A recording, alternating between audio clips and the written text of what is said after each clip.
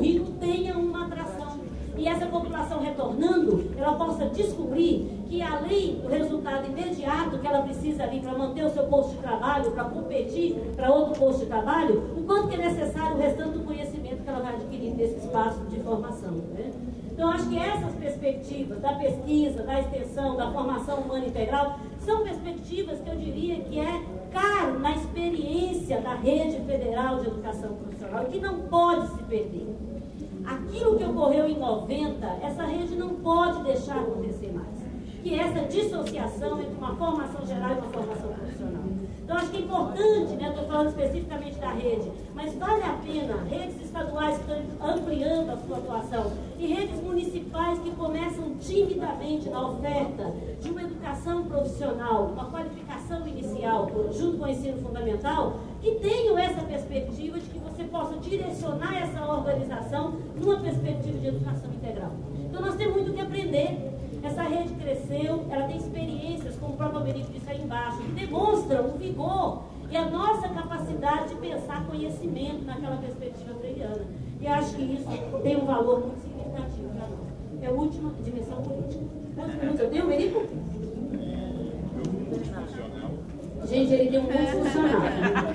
Quero dizer que eu me senti assim, agora, dinossauro. Primeiro que eu não uso celular. Eu já sou assim meio um bicho estranho neste meio, né? Mas tudo bem. Vamos lá. Esse último aspecto, o aspecto da política, é um aspecto que não tem como dissociar. Não basta ter uma concepção epistemológica amarrada, não basta ter um projeto pedagógico que é desafiador, mas ele está aí para ser construído, para ser pensado. Se eu não compreender que de tudo isso há uma forte influência da decisão política. Hoje de manhã na mesa, de novo nós somos lembrados que onde é que está o poder? O poder está na mão de quem? Efetivamente, nós temos hoje na gestão pública, seja ela municipal, estadual, federal, uma responsabilidade muito grande e cada vez mais nós temos que tomar consciência de que ela precisa ser responsabilidade compartilhada. Para que a gente não se surpreenda com as medidas que vão meio que pegando a gente de susto e alterando, ou pelo menos, eu diria que diminuindo conquistas históricas.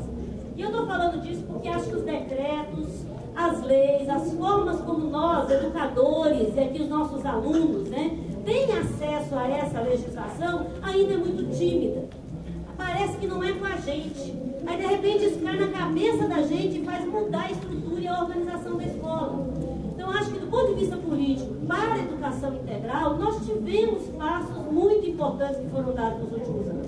Para uma perspectiva de educação integral, revogar o decreto 2208 foi fundamental.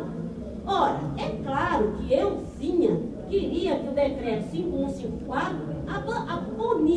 acabasse com concomitância e subsequência.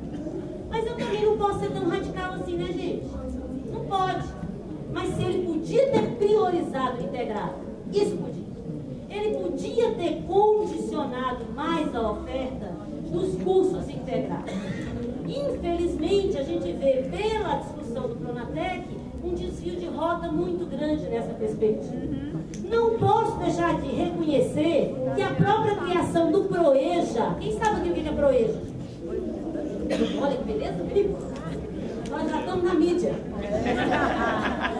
O que é o PROEJA? O PROEJA é uma conquista histórica da área da educação de jovens e adultos, né? É plantar o pé do trabalhador lá na instituição de qualidade.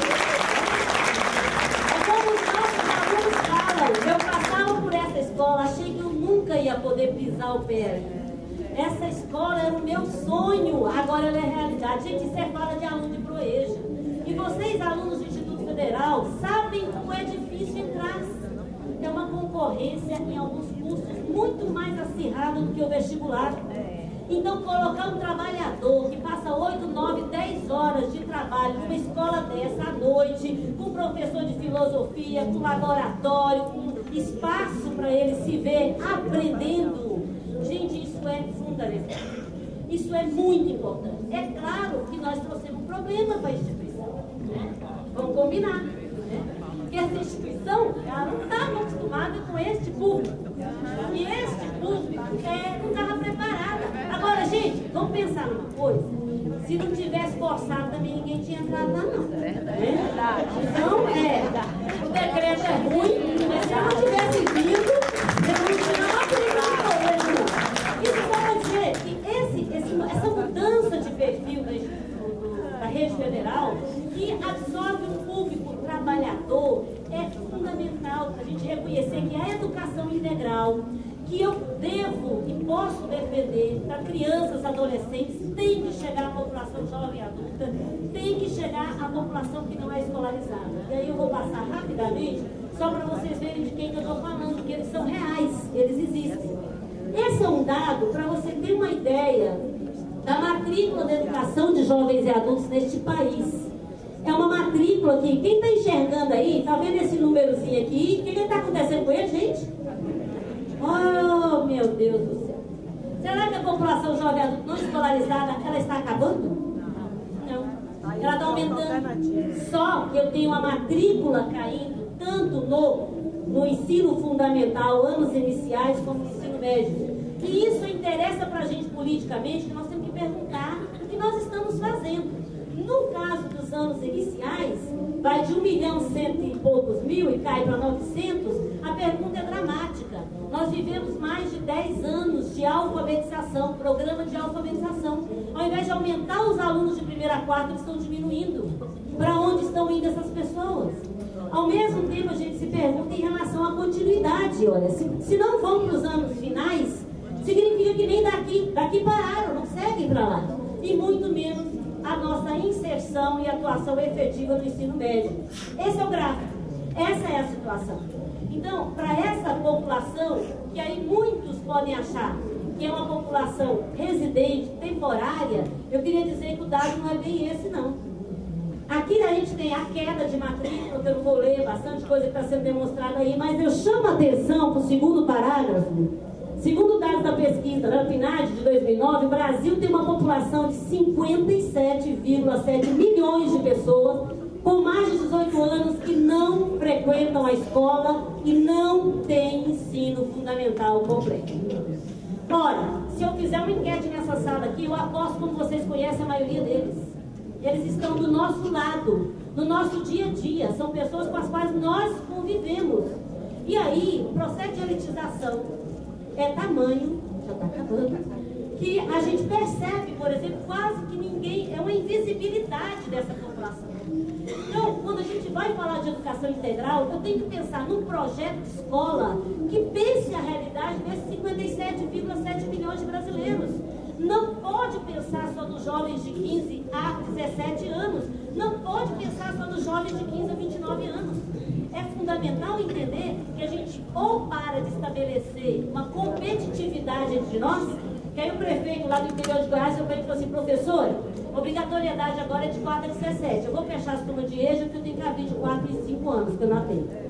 Então, se esta é a lógica, é muito difícil pensar no direito à educação, muito menos pensar na educação integral. Aqui a questão dos números da educação profissional, que vocês sabem que cresceu, e eu quero só chamar a atenção para esse gráfico, porque ele é um gráfico politicamente importante para nós. Essa não era a realidade brasileira há 10 anos atrás. Isso aqui revela que a matrícula pública da educação profissional, ela está crescendo e ela precisa crescer muito mais. E eu volto a ter medo com o Pronatec, que eu não sei até que ponto o programa, da forma como ele está concebido, ele vai efetivamente ampliar a escola pública do trabalhador, ou ele vai seguir financiando o ensino privado, subsidiando o ensino privado. É isso. A educação profissional, essa preocupação de que é um crescendo, mas gente, é um crescendo tão miudinho. Não tem 57 milhões de brasileiros que não têm ensino fundamental e tem mais de 18 anos, todos eles deveriam estar ali. A Almerite já está aqui me apertando. Eu quero fechar então só com essas questões, tá? Eu, com todo respeito ao governo brasileiro, as mudanças que estão sendo feitas nos últimos anos, mas do lugar de onde eu falo que é educação de jovens e adultos, eu tenho muitas dúvidas com o Pronatec. E destaco aqui algumas. Quais os ganhos na oferta de cursos FIC que estão previstos no Pronatec, não necessariamente integrados ao ensino fundamental? Se nós o tempo todo brigamos dizendo que o o aluno, o jovem, adulto, trabalhador, tem que ter acesso à formação básica. Então, 160 horas, um curso, é isso que eu vou oferecer para o trabalhador? Por outro lado, por que a intensificação da oferta de cursos concomitantes? O que justifica isso? Não deve ser para o trabalhador, porque ele não frequenta nenhuma instituição de direito, vai frequentar duas? De que jeito? E por que o incentivo financeiro, mais uma vez, à rede privada? Ora, não é possível, a gente já fez isso de 40. E aí, eu vejo agora você, tá? Até que ponto, como o Pronatec, a gente não está repetindo, né? O Pronatec não repete aquilo que a gente viu, o Gramsci denunciando lá, já na educação profissional no início do século XX. E ele dizia assim, ó, na escola atual, em função da crise profunda da tradição cultural e da concepção da vida e do homem, verifica-se um processo de progressiva degenerescência. As escolas de tipo profissional, isto é, preocupadas em satisfazer interesses práticos, imediatos, predominam sobre a escola formativa, imediatamente desinteressada. O aspecto paradoxal reside que este novo tipo de escola aparece e é louvado como democrático. Parece que eu estou vendo ontem a fala do ministro. Quando, na realidade, é destinado a perpetuar as diferenças sociais. Aí, eu comecei esse treino e queria terminar com ele, né? Eu acho que aí, para a gente resumir muito a perspectiva do que é tentar convencer a população a voltar à escola, que é um processo de convencimento.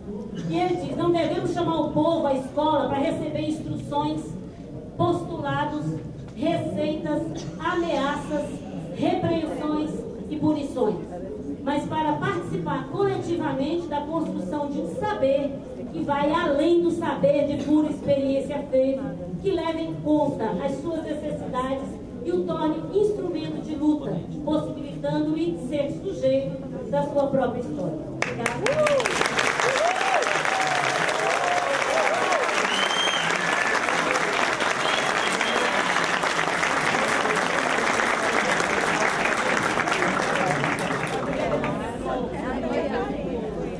Bem, pessoal, fazendo aqui uma amarraçãozinha para a gente poder receber aqui as perguntas.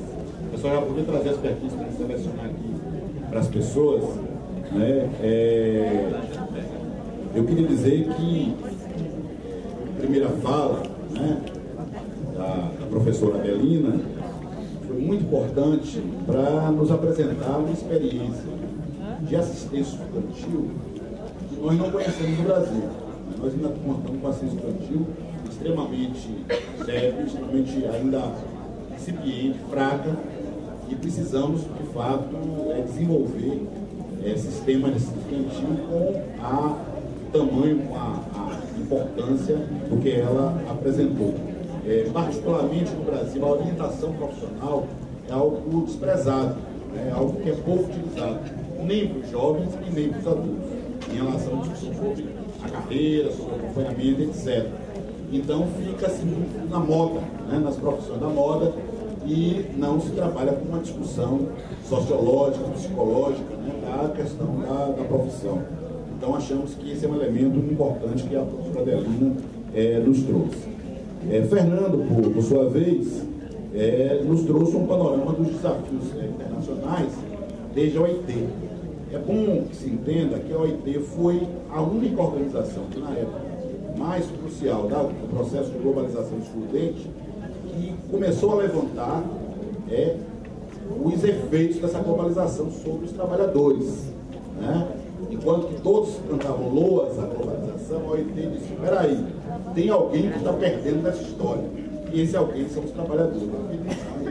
De fôlego, onde apontou diversas questões e soluções para estes problemas, né? Eu acho que ele tem um panorama bastante interessante que vale a pena discutir, ainda mais com essa crise tão grande em diversos países da Europa, no próprio Estados Unidos, que estamos enfrentando. Margarida retomou, né, a discussão da concepção de educação integral, né, nas suas diversas dimensões, né, com paixão que é característica.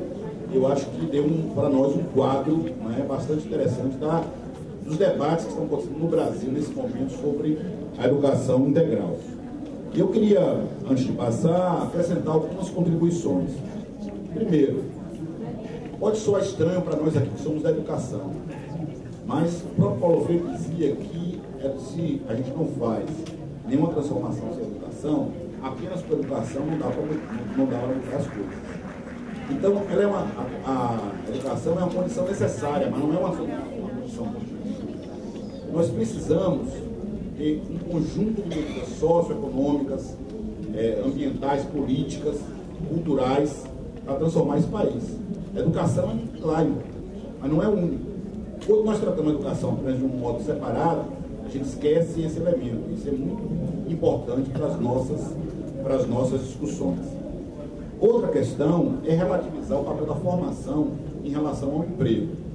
Tem ressurgido com muita força a chamada teoria do capital humano, né, que trabalha com os elementos que são concretos, de dados agregados, onde se correlaciona diretamente renda e emprego à formação. Porém, nós que vivemos aqui em situações de depressão, temos, e com certeza na Europa estamos assistindo isso, nós vimos, né, engenheiros médicos vendendo cachorro-quente, né, que não tinha emprego, alta formação e não tinha emprego. Então a relação não é direta, ela é uma relação mediada pelas condições socioeconômicas que estão colocadas.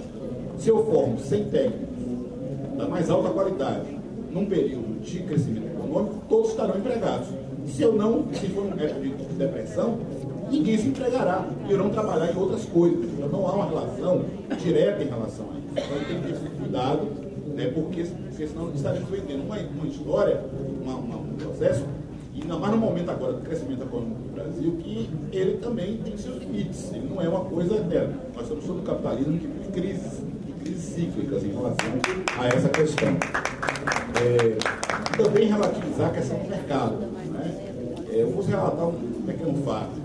Reunia com os Relações Humanas o Polo Petroquímico da Bahia, que ainda hoje é um grande empregador de profissionais técnicos. E eu dizia para eles, olha, meu técnico em química não é formado para vocês. Eles tomaram susto. Né? Mas como? Não. Nós formamos técnicos em química para qualquer trabalho que tiver química. Pode ser para água, para alimentos, para agropecuária, para qualquer situação. Quem vai formar para a especificidade é o trabalho, dentro do trabalho. Não é a escola pública estadual não tem o papel de formar para a empresa. Ele forma um conjunto de conhecimentos, de habilidades, de saberes exatamente voltados para o conhecimento, a compreensão da totalidade da relação. Seja ela técnica, seja ela humana, seja ela de caráter social.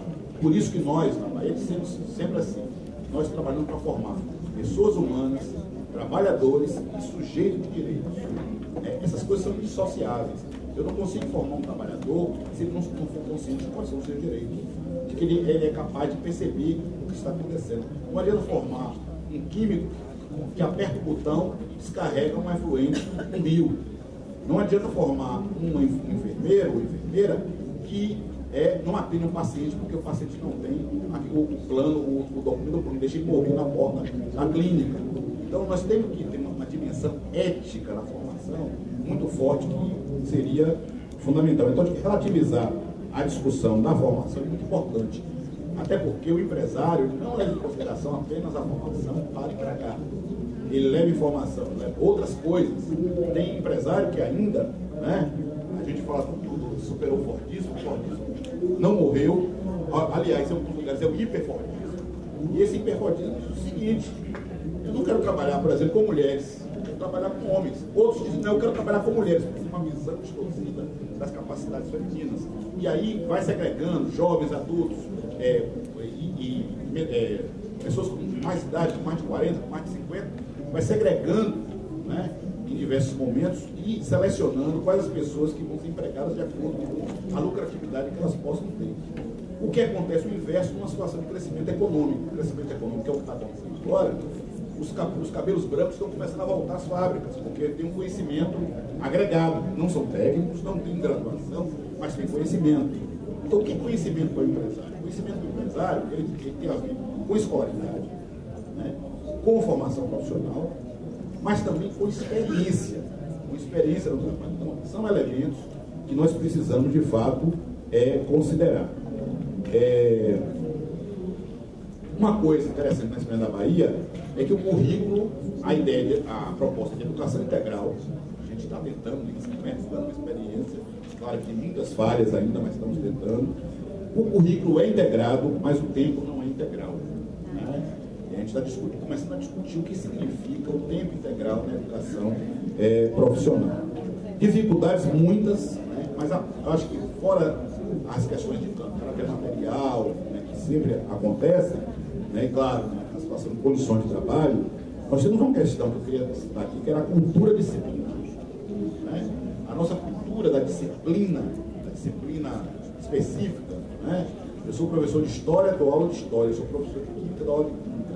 Mas não interessa se nós vamos trabalhar, por exemplo, com um curso voltado para a área de música, em que eu preciso saber, né, o que é História, e eu preciso saber, por exemplo, quais são os componentes que afetam, corroem o instrumento, que seria uma ligação entre o conhecimento científico e o conhecimento técnico. Eu acho que isso é um elemento que precisa ser superado com muita força, né, em relação a isso. Então, um esforço nosso, e para além da teorização, né, da nossa integração, é produzir, e eu acho que nossas entidades aqui, nossas instituições estão realmente cheias de experiência desse tipo, de como fazer integração na prática. Eu tenho me dedicado muito pessoalmente a isso, a tentar elaborar, escrever, fomentar essas experiências concretas que fazem a integração do currículo, que dão a informação integral. Então, quando nós falamos de intervenção social como princípio pedagógico, não é apenas uma bandeira, é uma prática. É uma forma de vincular teoria e prática, uma percepção do que acontece no mercado, mas também na vida social, e com isso apontar para outros elementos. Outra discussão nessa linha é a história social da tecnologia e da técnica. Né? Estava conversando com a Lucília Machado, e a Lucília me dizia que ela está estudando bastante alguns pensadores, inclusive um pensador português, que trabalha com a ideia de que a tecnologia ela é humana por excelência. Então ela não pode ser tratada como algo da área das ciências naturais, ela tem que ser tratada sempre como uma ciência humana, uma parte da ciência humana, porque ela tem um componente histórico-social tão forte que é muito difícil ensinar a tecnologia, a técnica, sem trabalhar, né? Se quisermos ensiná-las para além do treinamento. O treinamento eu não preciso trabalhar nada disso. Mas se eu quiser formar de fato uma pessoa capaz de compreender e de criar, ele tem que saber qual foi a origem daquilo. Né? Então eu tenho que, de fato, trabalhar a historização e a espacialização. Onde é que aconteceu isso? Como aconteceu? Por que tal técnica surgiu em tal país e não em outro? Por que ela se desenvolveu mais no país e não em outro? Né? Porque por exemplo, que a Finlândia, né, tem muitas coisas que a Finlândia faz, mas a Nokia aparece como sendo a grande produção da Finlândia, né, de celulares. Qual foram os fatos que fizeram que a telefonia se desenvolvesse na Finlândia e não, por exemplo, na Noruega? Vou fazer um exemplo aqui, um chute aqui. Né? Então, parecem discussões acadêmicas ou simplórias, mas revelam, na verdade, o que está por trás de desenvolvimento das técnicas, das tecnologias técnicas, os processos sociais que apontam isso. Isso é fundamental para a formação. Então, dito isso, né, eu queria fazer aqui, não uma defesa das técnicas, mas já escrevi sobre isso na revista Caros Amigos, né, um especial que saiu sobre a questão do trabalho. Eu coloquei lá duas questões, os pontos positivos do Pronatec e seus riscos. E a Margarida colocou esse aspecto. Qual é o ponto positivo do Pronatec? É integrar um conjunto de políticas que estavam totalmente dispersas em uma ação que se pretende articular. Né? Então, essa é uma questão fundamental. Você viu no meu currículo, eu trabalhei no Ministério do Trabalho, nós estamos lá, nós levantamos mais de 40 experiências na esplanada dos ministérios em Brasília de educação de qualificação profissional. Cada ministério tinha a sua, né? Desde o Ministério do Exército, que tem um fundo de formação do Exército, fundo de formação da Marinha, fundo de formação da Aeronáutica, até o Ministério do Planejamento, que chama o curso de formação de gestores. Você tinha dezenas de cursos, mas dezenas de cursos que todo mundo espera. Por que não poderíamos pegar esses cursos e trabalhar numa lógica sistêmica? Então, quando o Pronatec apresenta essa definição da articulação, é algo importante. Não podemos esquecer que a expansão das redes federais e das redes estaduais, o Programa Brasil Profissional está dentro do Pronatec. Né? Então, quando a gente fala Pronatec, a galera se refere, na verdade, à Bolsa Formação do Trabalhador e à Bolsa Formação Estudante, que são aspectos dentro do Pronatec. Outra questão que eu acho que é muito importante é que no Brasil, né, exatamente devido àquilo que a Margarida falou, dos anos 40, o ofertante, nós que ofertamos, temos um peso muito maior do que os demandantes. Quem é o demandante? É exatamente aqueles que a Margarida levantou ali. São os trabalhadores e são os jovens, né? Eles são os demandantes. Ora, o que significa isso? Que a maioria dos cursos que nós oferecemos são baseados